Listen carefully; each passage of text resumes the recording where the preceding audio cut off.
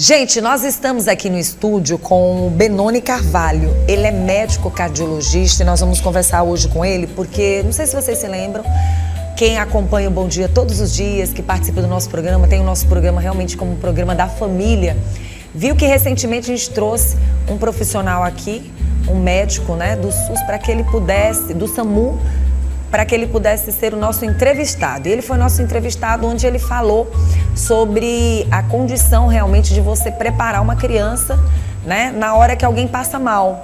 E eu acho muito legal porque esses cuidados todos devem existir, porque nós sabemos que muitas crianças, elas presenciam várias situações que acontecem com seus familiares dentro de casa. É com a mãe, é com o pai, e muitas vezes eles não sabem como agir. E hoje eu estou recebendo no estúdio aqui o Benoni, que veio conversar com a gente também e, de uma certa forma, compartilhar a importância dessa ação que alia saúde, amor e principalmente ao próximo. E muitas vezes a criança está ali vendo tudo e não sabe como agir. Às vezes as pessoas dizem assim, mas uma criança realmente não sabe como agir. Mas hoje a gente percebe que muitas crianças salvam vidas.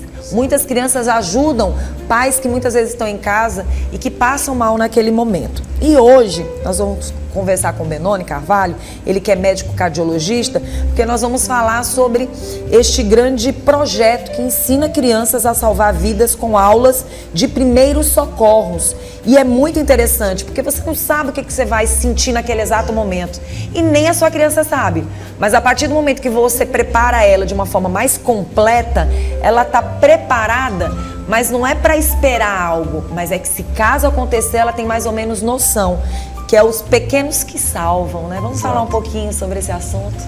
Vanusa, é o seguinte, a gente teve essa ideia de criar esse projeto, né, esse Instituto Pequenos que Salvam, porque a estatística ela mostra que muitas dessas paradas cardíacas ou engasgos ou essas situações de urgência ou emergência que a gente denomina assim na medicina, elas são presenciadas por crianças, né?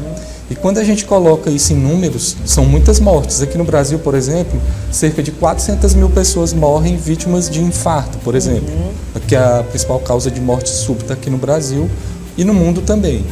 E alguns países, eles têm essa ideia já internalizada dentro das escolas, em que as próprias crianças, elas sabem que um parente ou que um próprio aluno, quando esse evento acontece na escola, elas já são preparadas para, em caso de acontecer esse evento agudo, elas são treinadas e habilitadas até para saber usar alguns aparelhos que aqui no Brasil só pessoas instruídas, profissionais da saúde, sabem usar. E tudo isso feito com muita responsabilidade de uma necessidade de emergência. Exato. Enquanto você vai esperando o SAMU, enquanto os profissionais vão chegando até o local, essa criança já está tomando algumas medidas, né, de uma certa forma.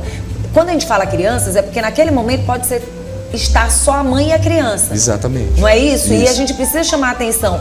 Ou naquele momento, alguns adultos, isso já é certo, não sabem como agir. Como tudo na vida, o que você nunca viveu, muitas vezes você não sabe como agir, né? E as pessoas devem estar preparadas, e as nossas crianças também. E eu estava observando também sobre 500 crianças já foram, de uma certa forma, ensinadas nesse projeto. Exatamente. De vocês. Nossa, exatamente. Bastante crianças. Um dado também que a gente pode falar, que é interessante, é que esses eventos, a maioria acontece em casa, como você havia dito, né?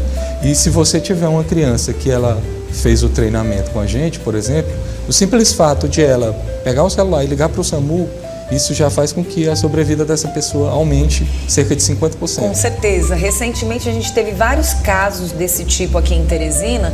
E exato. O que a gente percebe é que existem também situações que poderiam ser mais agravadas, mesmo depois da prestação de socorro, que muitas vezes chega um pouco mais tarde, não só de morte, mas também até de problemas futuros, que a própria fisioterapia vai dizer, olha, a questão dos primeiros socorros é o que fez, o que favoreceu para que essa pessoa tivesse uma recuperação melhor. A gente sabe que algumas situações, quanto mais você demora na prestação de socorro, não só risco da morte, mas também de você ficar com outros problemas mais sérios. Exatamente. Né? Quando a gente fala na parada cardíaca, na parada cardiorrespiratória, a cada 1 minuto a pessoa perde 10% do chance de viver. Ou seja, a cada 10 minutos, quase 100% das pessoas elas ou vão morrer ou vão viver com sequelas, movimentos neurológicas do corpo pela demora, pela futuras. espera. Pronto. E o nosso projeto, ele é interessante porque ele vem nessa pegada de explicar para a população,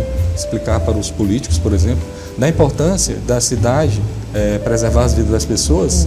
Em alguns locais onde haja aglomeração de pessoas, como igreja, academia, com frequência a gente vê eventos acontecendo em próprias academias, onde não existe o desfibrilador externo automático, né? Então a gente alerta, né? Existe uma lei aqui no estado do Piauí, em outros estados do Brasil, que em locais em que haja aglomeração de pessoas, né, devam ter o desfibrilador externo automático, mas infelizmente não se respeita essa lei. Inclusive nesse projeto, na verdade nesse projeto maravilhoso Pequenos que Salvam, vocês ensinam justamente o que você acabou de falar, a utilizar esse aparelho, né?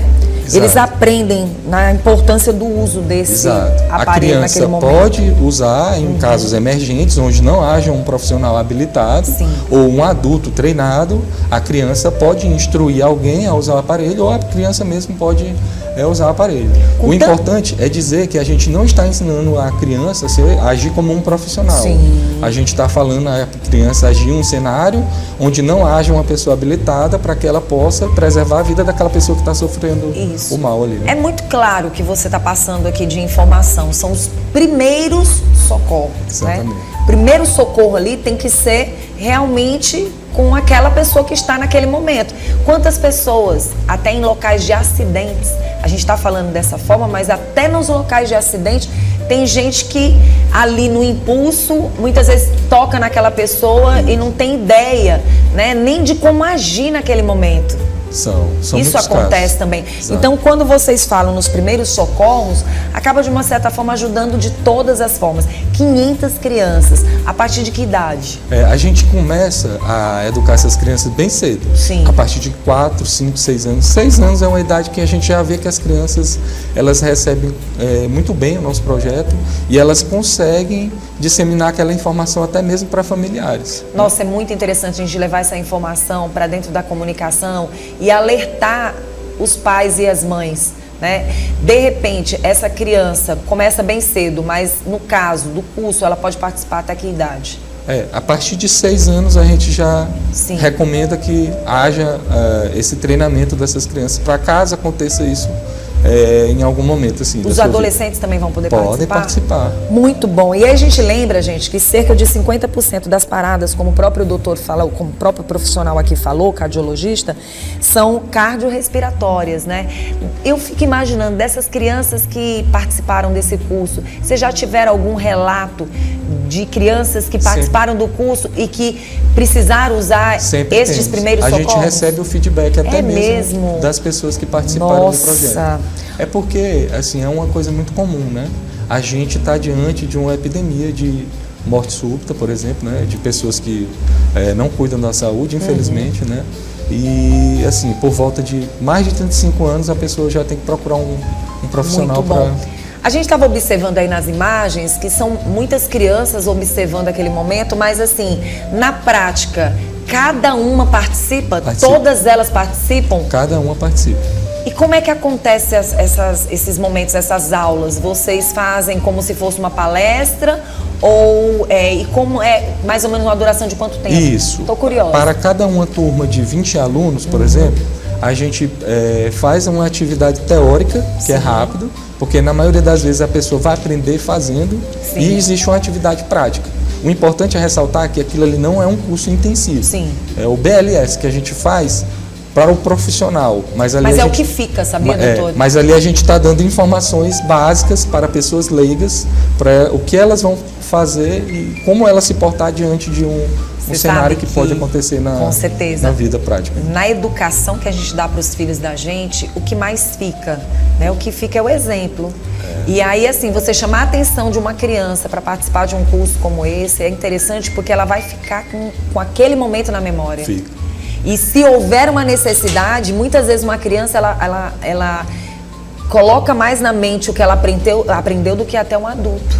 E o interessante do nosso projeto é que ele é um projeto que ele não é uma turma, por exemplo, ela não vai fazer só em um ano. A gente vai ficar fazendo acompanhamento. E gradativamente a gente vai selecionando aquelas pessoas ali. Dali vão sair médicos, enfermeiros, muito mais bem formados do que antes, né? Com certeza. A gente vê crianças dizendo, eu quero ser bombeiro, eu quero... Então, assim, é muito legal.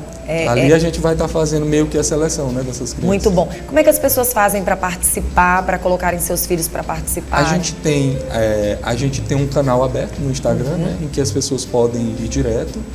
E é dessa forma, e através do diálogo mesmo. A gente vai nas escolas, a gente já frequentou algumas escolas aqui. A gente tem algumas parcerias nesse sentido, né? Muito de bom. Treinamento dentro das escolas. A gente chama a atenção das escolas, chama a atenção das creches, né? Chama a atenção das mães também, aquela pessoa que tem essa curiosidade, entrar em contato com o Instagram, tá? Do pessoal aqui. Eu queria que você deixasse o Instagram. Tá bom. É @pequenosquesalvam. @pequenosquesalvam. Olha que interessante. Olha aí, Ed. Interessante, hein? Já se interessou, já tá ligado aí, né? Para colocar o filho. Então, assim, a gente sabe que tem outras escolas também. Eu acho que todas as escolas particulares deveriam chamar vocês, todas as escolas públicas. Há essa necessidade, porque se tem algo que acontece muitas vezes no momento difícil, é a pessoa não saber o que fazer. Exato. O desespero de você não ter conhecimento, eu acho que é o pior. E ali a gente está treinando uma criança. Imagine ela receber um treinamento em 1 ano, 2, 3, 4 anos, ela vai se tornar um adulto altamente responsável. Doutora, a gente ouve muitas pessoas dizerem assim, eu não quero que isso aconteça. Você não está querendo que isso aconteça, mas as pessoas têm um costume de não se preparar. Nós somos assim. De sempre achar que aquilo não vai acontecer com as nossas vidas, que pode acontecer com a vida de qualquer um, menos a da gente. E às vezes, esse evento pode acontecer em voos, né? Por exemplo, a gente já viu médicos que tiveram um evento e faleceram dentro de um avião. E quantas pessoas, doutor, partiram por falta desses primeiros socorros? São muitas pessoas. A gente tem relato de médicos em atendimento, né? Colega meu, da minha idade, que morreu no interior porque assim, não tinha um desfibrilador ali perto, por exemplo, que poderia ajudar. Não estou dizendo que salvaria, mas poderia ajudar. Doutor, então a gente aproveita para alertar mais uma vez as igrejas, as creches, as escolas. Poder público, né? Poder público em investir nesse quesito, né? É um investimento que vai valer a pena. Muito bom, doutor. Estou muito feliz de ter recebido vocês aqui. A gente está investindo em prevenção. Com certeza. Né? E se as pessoas tiverem interesse, então já sabe, o Instagram está aí na telinha para você entrar em contato. Se tiver mais alguma informação, fique à vontade. Tá, eu acho que é isso mesmo. Agradecer aqui a TV Dia, o contato, né? E dizer que a gente está sempre aberto para esclarecer essas informações que a gente julga importante aí para a sociedade. Muito importante. E eu sempre passo pelos lugares, converso com as pessoas e elas sempre deixam isso muito claro. Olha, Vanusa, o Bom Dia News... ele tem essa preocupação de esclarecer, de levar conhecimento, de trazer assuntos diferenciados. E eu sou muito grata a Deus por Ele nos dar essa visão da gente buscar profissionais como vocês. Agradecer a todos nós, de toda a equipe, porque há uma necessidade. Às vezes você tem um projeto maravilhoso desse, pertinho de você, mas você não sabe. E não adianta, a gente precisa realmente trazer para a televisão, porque as pessoas, elas investem nessa credibilidade. Ótimo. Obrigada, viu, doutor? Eu que agradeço. Seja sempre bem-vindo aqui no nosso programa, pode ter portas abertas, fique à vontade, viu?